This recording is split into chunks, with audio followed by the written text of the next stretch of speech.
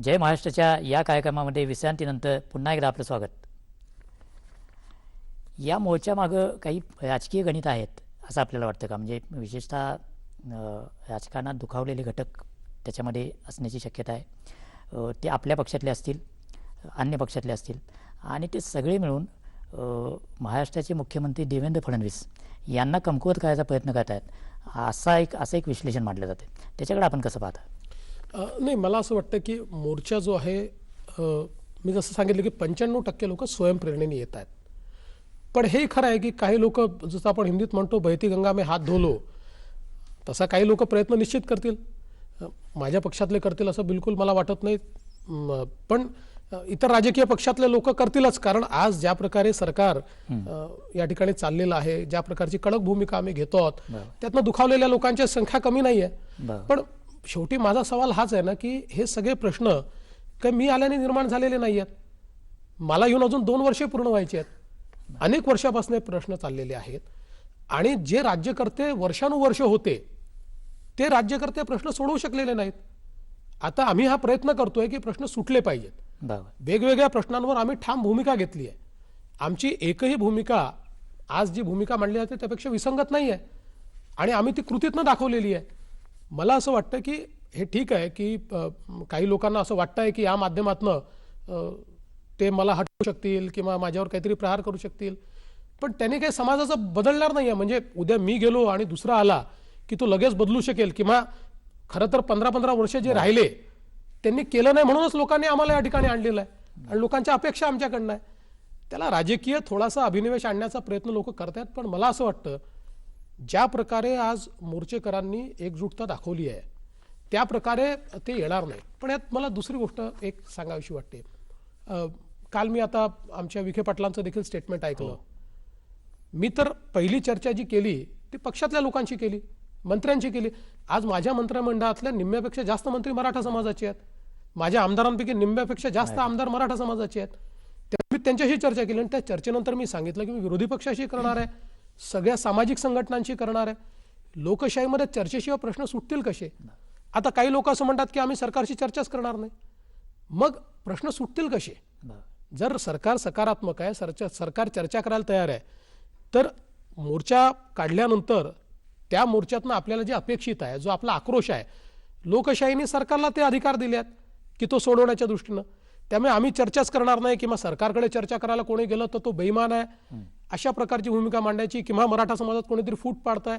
हा एक आक्षेप तुमच्यावर घेतला जातोय की एक तर तुम्ही सुरुवातीला त्याच्याकडे बघितलंच नाही. हे खूप दिवस झाले याची दखल सरकारने घेतली नाही आणि जेव्हा घेतली तेव्हा आपल्याच पक्षातले मराठा समाजातले नेते एकत्र करून बैठक घेतल्यामुळं या मोर्चाच्या एकजुटीत फूट पाडण्याचा मुख्यमंत्री प्रयत्न करत आहेत, अशा प्रकारचा एक आक्षेप घेतला जातोय.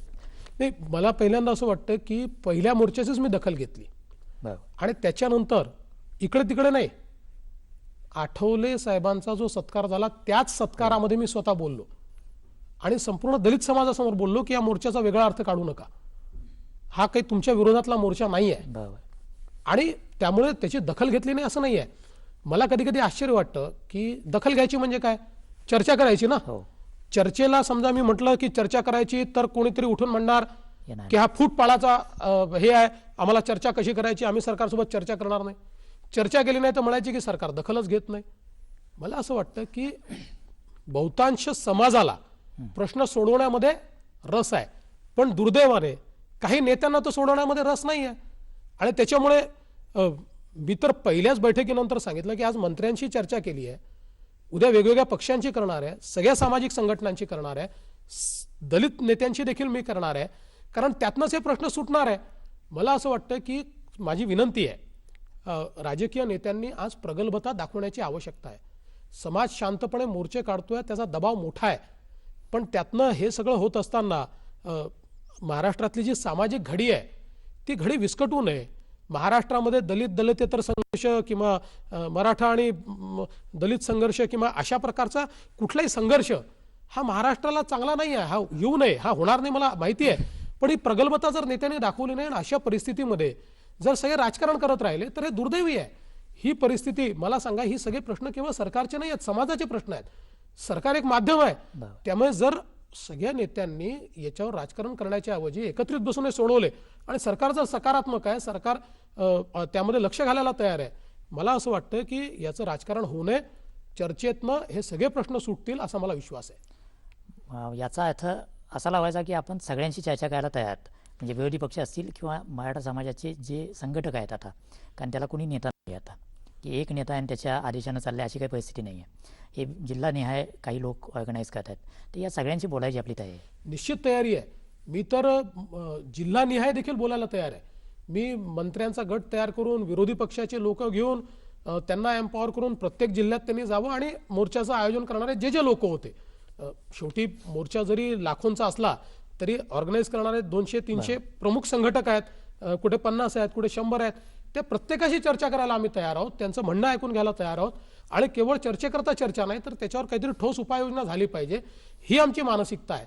त्यामुळे सगळ्यांशी चर्चा करण्याची सरकारची पूर्णपणे, आणि समजा सगळी चर्चा केल्यानंतर जर आम्ही काही निर्णय घेतले नाहीत तर आम्हाला दोष द्या ना, पण आम्हाला निर्णय घेण्याची संधी द्या, आमच्याशी चर्चा करा.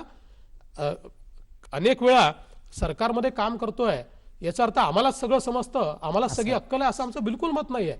उलट बृहत समाजाला जास्ती अक्कल असते सरकारपेक्षा, आणि त्यामुळे त्यांच्याकडनं त्या गोष्टी समजून घेऊन त्यातनं मार्ग काढता येतील. बरोबर. या मोर्चा मागचं आणखी एक सूत्र सातत्यानं सांगितलं जातं आणि ती उघड मागणी पण आहे की मराठा समाजाला आरक्षण मिळावं, आणि गेली अनेक वर्षे चालू असलेली मागणी आहे. ती सुरुवातीला क्षीण होती, नंतर ती मोठी झाली, त्याला मागच्या सरकारनं आरक्षण देऊ केलं, ते कोर्टामध्ये टिकलं नाही, आणि कुठलाच राजकीय पक्ष मराठ्यांना आरक्षण देऊ नका असं म्हणत नाही. आपण तर निवडणुकीतही ते आश्वासन दिलं होतं की आम्हीच आरक्षण मिळवून देऊ, मराठा असेल किंवा धनगर समाज असेल.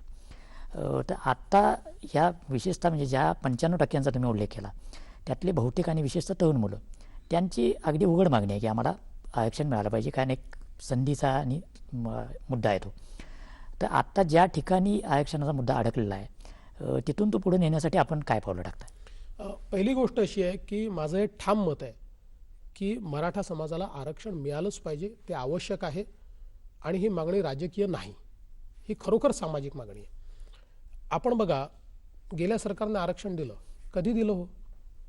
जर प्रामाणिक असते तर ज्यावेळेस 15 वर्ष सरकारमध्ये होते तेव्हा दिलं असतं. लोकसभेच्या निवडणुकीमध्ये 48 पैकी 42 जागा हारल्यानंतर अचानक सरकारला जाग आली आणि एक अध्यादेश काढून आरक्षण देण्यात आलं. कायदा नाही केला, 6 महिन्याचा वेळ होता, आवश्यकता असती तर असेंब्ली बोलवता आली असती, नाही केला, अध्यादेश काढून त्या ठिकाणी ते आरक्षण दिलं. आणि परत पलीकडे काय सांगतात की यांचं सरकार आलं आणि त्याच्यावर स्थगिती आली. मी आकड्यासहित आपलं तारखेसहित सांगतो. 16 सप्टेंबरला याची सुनावणी झाली, 16 ते 19 सप्टेंबरपर्यंत सुनावणी त्याची चालली, 19ला इंटरिम ऑर्डर करता ती केस क्लोज केली.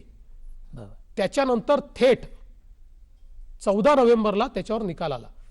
आता जेव्हा याची सगळी केसची पैरवी झाली, त्याचे आर्ग्युमेंट झाले, तेव्हा हेच सत्तेमध्ये होते. क्लोज फॉर ऑर्डर दिली तेव्हा हेच सत्तेमध्ये होते. मी आलो, मुख्यमंत्री झालो 31 ऑक्टोबरला, 14 नोव्हेंबरला तो निर्णय आलेला आहे, 14व्या दिवशी, म्हणजे मी मुख्यमंत्री झाल्यानंतर. आणि तो कशावर आलाय तर जुने जे आर्ग्युमेंट झाले त्या आर्ग्युमेंटवर आला आणि त्यांनी स्थगिती दिली. आता ही स्थगिती मिळाल्यानंतर लगेच यांनी काय म्हणायचं तर सरकारने बाजू मांडली. अरे माझं सरकारच नव्हतं बाजू मांडली, तेव्हा तुमचं सरकार होतं, तुमच्या सरकारने बाजू मांडायची होती. पण हे सरकारने बाजू मांडायची वगैरे नाही, चांगले वकील होते, तेच वकील आम्ही पुढे घेतले. आम्ही काय केलं त्याच्यानंतर, आम्ही जर अप्रामाणिक असतो, पुढे निवडणुका नव्हत्या, पण लगेच 23 डिसेंबरला डिसेंबरच्या अधिवेशनामध्ये इकडे 14 नोव्हेंबर आल्याबरोबर आम्ही त्याचं रूपांतर कायद्यात केलं. दुर्दैवाने तो त्या कायद्यालाही स्थगिती मिळाली. पण हे सगळं करत असताना एक गोष्ट लक्षात आली की कोर्टाने जे काही त्याच्यामध्ये सांगितलं, का स्थगिती देतो, तर कोर्टाने सांगितलं की ज्यावेळी हा अध्यादेश निघाला त्यावेळी अध्यादेश काढत असताना ज्या प्रमुख बाबींची पूर्तता करायला पाहिजे होती, मागासलेपण काय आहे, सामाजिक मागासलेपण काय आहे, या संदर्भातले जे पुरावे द्यायला पाहिजे होते ते पुरावेच दिले नाहीत आणि त्याच्यामुळे ही स्थगिती आली. मग मी स्वतः श्री विनोद तावडे यांच्या अध्यक्षतेखाली एक कमिटी केली, सगळ्या पक्षाचे नेते मराठा समाजातील त्या कमिटीमध्ये घेतले आणि त्यांना सांगितलं की पाहिजे तेवढे वकील लावा. सगळे टॉपचे वकील आम्ही लावले. त्यांना सांगितलं, म्हणजे सुप्रीम कोर्टात तर मुकुल रोहतगींना आम्ही सांगितलं, इकडे टॉपचे सगळे वकील लावले. रवी कदम आता आपल्याकडनं सगळी केस पाहतात आणि मोठी टीम आहे. त्यांना सांगितलं सगळे पुरावे तयार करा. 1200 डॉक्युमेंट्स हे जमा करून त्यातनं 70 पुरावे आत्ता, म्हणजे अगदी छत्रपती शिवाजी महाराजांच्या काळापासनचे डॉक्युमेंट जमा करून त्यातनं 70 पुरावे आत्तापर्यंत तयार केलेले आहेत आणि हे सगळे आपण आता कोर्टासमोर मांडतो आहोत. आणि त्यामुळे आरक्षणाच्या संदर्भात सरकारने गांभीर्याने भूमिकाच घेतली आहे. त्याकरता वेगळा पक्ष आम्ही त्या ठिकाणी स्थापन केला आहे. मला विश्वास आहे की या केसमध्ये हे सगळे पुरावे दिल्यानंतर कोर्ट आपल्या बाजूने निर्णय देईल. आता त्यातला प्रश्न असा आला की कोर्ट ते लावून घेत नव्हतं. आम्ही शेवटी चीफ जस्टिसला विनंती केली, पण आपल्याला माहिती आहे की मध्यंतरी चीफ जस्टिस जे प्रभारी होते, आता नवीन चीफ जस्टिस आले आहेत. आम्ही पुन्हा एकदा आता सुप्रीम कोर्टामध्ये काही लोक गेले आहेत, तिथे आम्ही सपोर्ट करतोय की ही केस तातडीने सुनावणीला घेण्यात यावी. आणि माझं तर त्याच्या पुढे जाऊन म्हणणं आहे की काही जर त्रुटी दाखवली उच्च न्यायालयाने, आम्ही पुन्हा कायदा तयार करू, त्या सगळ्या त्रुटी दूर करून कायदा तयार करू. पण समाजाला आरक्षण मिळालं पाहिजे हे आमचं मत आहे. पण या ठिकाणी श्रीरामजी एक अजून मला मुद्दा मांडायचा आहे. आरक्षण दिलं पाहिजे याबद्दल कोणाच्या मनात दुमत असण्याचं कारण नाही, पण आरक्षणाने सगळं बदलणार आहे का? एक छोटं उदाहरण आपल्याला सांगतो की आज जर आपण इंजिनिअरिंगच्या जागा बघितल्या तर महाराष्ट्रामध्ये शासकीय महाविद्यालयामध्ये 2740 आणि शासकीय अनुदानितमध्ये 3357, म्हणजे दोन्ही मिळून 6000 जागा आहेत फक्त शासकीय आहेत. म्हणजे 6000चा जर आपण विचार केला आणि 15% आरक्षण म्हटलं तर 900 जागा मिळणार आहेत मराठा समाजाला. आणि त्याच्या अगेन्स्ट आम्ही जे खाजगीकरण केलं, खाजगी इंजिनिअरिंग कॉलेजेसमध्ये 1,47,000 जागा आहेत, तिथे ते नाहीये, तिथे मराठा समाजाला फायदा मिळणार नाहीये. त्यामुळे हे 15% आरक्षण दिल्यामुळे 900 जागा फक्त मराठा समाजाला या ठिकाणी मिळतील. त्यामुळे याच्या पलीकडे जाऊन आपल्याला बघावं लागेल. बरं, आता हे खाजगी कॉलेजेस कोणाचे आहेत? त्या त्यावेळेच्या राज्यकर्त्यांचेच आहेत ना. त्यांनी स्वतःची सोय बघितली, समाजाची सोय नाही बघितली. आता काय करण्याची आवश्यकता आहे? ज्याप्रमाणे खाजगी कॉलेजेसमध्ये ओबीसी समाजाला आम्ही फी प्रतिपूर्तीची योजना आणली, त्याप्रमाणे जर मराठा समाजाकरता अशा प्रकारे त्यांचा शैक्षणिक खर्च जो आहे, शैक्षणिक शुल्क जे आहे ते जर सरकारने दिलं तर या सगळ्या जागा त्यांच्याकरता ओपन होतील. आज आपल्याला माहिती आहे या 1,47,000 जागांपैकी ओपनच्या जागा भरल्याच जात नाहीत. का नाही भरल्या जात? कारण तो मराठा समाजाचा किंवा इतरही समाजातला ओपन माणूस जो आहे त्याचा फी द्यायला पैसे नाही आहेत. व्यवस्था आहे पण तो शिकू शकत नाही आहे. त्यामुळे आरक्षण तर आणावं लागेल, पण आरक्षणाने 900 जागा मिळणार आहेत.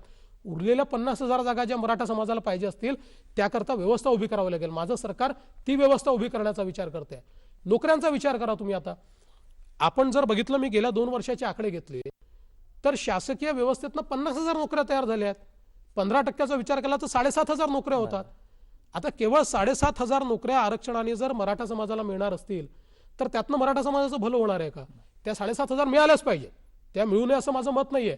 पण त्याच्या पलीकडे जाऊन आपल्याला बघावं लागेल की कशा प्रकारे मराठा समाजातली जी तरुणाई आहे यांना आपण स्किल देऊ शकू, त्यांना आज या खाजगी क्षेत्रात वेगवेगळ्या संधी तयार होत आहेत त्या कशा देऊ शकू, एंटरप्रेन्योरशिप त्यांच्यात कशी तयार करू शकू.